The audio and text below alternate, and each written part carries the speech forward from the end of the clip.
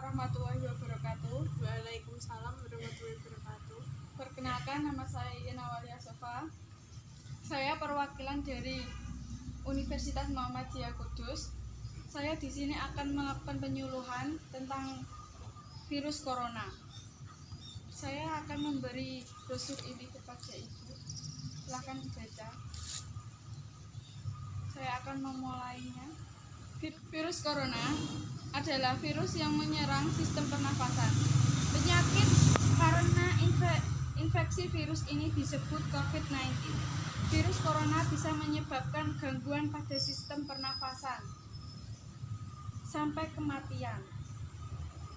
Server akut respiratory yang lebih dikenal dengan nama virus corona adalah jenis baru dari virus corona yang menular ke manusia. Virus ini bisa menyerang siapa saja, baik bayi, anak-anak, orang dewasa, lansia, ibu hamil, maupun ibu menyusui. Infeksi virus ini disebut COVID-19 dan pertama kali ditemukan di kota Wuhan, Cina pada akhir Desember 2019. Virus ini menular dengan cepat dan telah menyebar ke wilayah lain di Cina dan beberapa negara termasuk Indonesia. Coronavirus adalah kumpulan virus yang bisa menginfeksi sistem pernafasan. Pada banyak kasus, virus ini hanya menyebabkan infeksi pernafasan ringan, seperti flu. Namun, virus ini juga bisa menyebabkan infeksi pernafasan berat, seperti infeksi paru-paru. Gejala virus corona. Gejala awal infeksi virus corona atau COVID-19 bisa berupa gejala flu, seperti demam, pilek, sakit kepala, batuk kering, sakit tenggorokan. Setelah itu, gejala bisa memberat. Pasien bisa mengalami demam tinggi, batuk berdahak, bahkan berdarah, sesak napas, dan nyeri dada. Gejala-gejala tersebut muncul ketika tubuh bereaksi melawan virus corona. Namun secara umum ada 3 gejala umum yang bisa menandakan seseorang terinfeksi virus corona, yaitu demam, suhu tubuh di atas 38 derajat Celcius, batuk, sesak nafas. Menurut penelitian, gejala COVID-19 muncul dalam waktu 2 hari sampai 2 minggu setelah terpapar virus corona. Penyebab virus corona. Infeksi virus corona atau COVID-19 disebabkan oleh coronavirus, yaitu kelompok virus yang menginfeksi sistem pernafasan.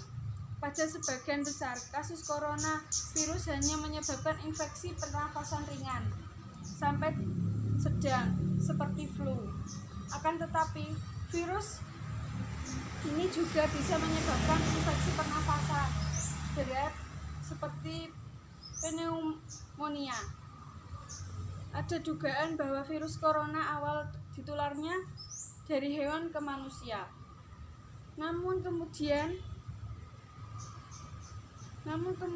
diketahui bahwa virus corona juga menular dari manusia ke manusia. Seseorang dapat tertular COVID-19 melalui beberapa cara. 1. Tidak sengaja menghirup percikan ludah dari bersin atau batuk penderita COVID-19. Yang kedua, memegang mulut atau hidung tanpa mencuci tangan terlebih dahulu setelah menyentuh benda yang terkena cipratan air liur penderita COVID-19. Yang ketiga, kontak jarak dekat dengan penderita COVID-19, misalnya bersentuhan atau berjabat tangan. Virus corona dapat menginfeksi siapa saja, tetapi efeknya akan lebih berbahaya atau bahkan fatal bila terjadi pada orang lanjut usia,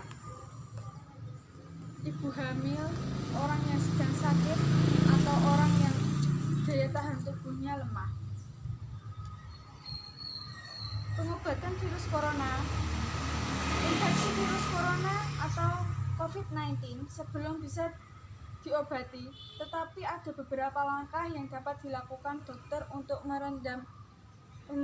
meredakan gejalanya dan mencegah penyebaran virus, yaitu Satu, merujuk penderita COVID-19 untuk menjalani perawatan dan karantina di rumah sakit. Yang kedua, memberikan obat pereda demam dan nyeri yang aman dan sesuai kondisi penderita. Mengajukan penderita COVID-19 untuk melakukan isolasi mandiri dan istirahat yang cukup. Yang keempat, mengajukan penderita COVID-19 untuk melakukan isolasi mandiri dan isolasi yang cukup. Komplikasi virus corona. Pada kasus yang parah, infeksi corona bisa menyebabkan beberapa komplikasi serius seperti infeksi sekunder pada orang lain, gagal ginjal, kematian. Pencegahan virus corona. Selain saat ini, sebelum ada vaksin untuk mencegah infeksi virus corona atau COVID-19, cara pencegahan yang terbaik adalah dengan menghindari faktor yang bisa menyebabkan Anda terinfeksi virus ini. 1. Hindari bepergian ke tempat-tempat umum yang ramai pengunjung. Yang kedua, gunakan masker saat beraktivitas di tempat umum atau keramaian. Yang ketiga, rutin mencuci tangan dengan air dan sabun atau hand sanitizer. Mengandung alkohol minimal 60% setelah beraktivitas di luar rumah atau di tempat umum. Yang keempat, meningkatkan daya tahan tubuh dengan pola hidup sehat. Yang kelima, jangan menyentuh mata, mulut, dan hidung sebelum mencuci tangan.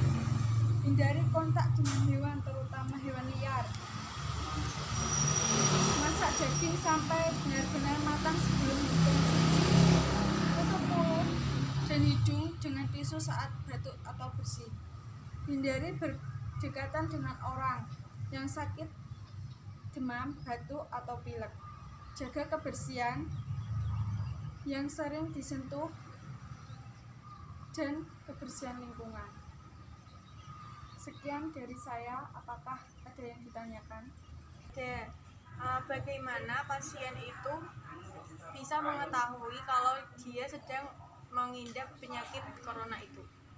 Baik, guna memastikan diagnosis COVID-19, dokter akan melakukan pemeriksaan lanjutan. Berikut: 1. Uji sampel darah. Kedua, tes uap tenggorokan untuk meneliti sampel dahak. Yang ketiga, ronsen dada untuk mendeteksi infiltrasi atau cairan di paru-paru. Bisa dimengerti? Bisa. Baiklah, saya akan tutup penyuluhan hari ini. Apabila ada salah kata, saya mohon maaf. Assalamualaikum warahmatullahi wabarakatuh. Waalaikumsalam.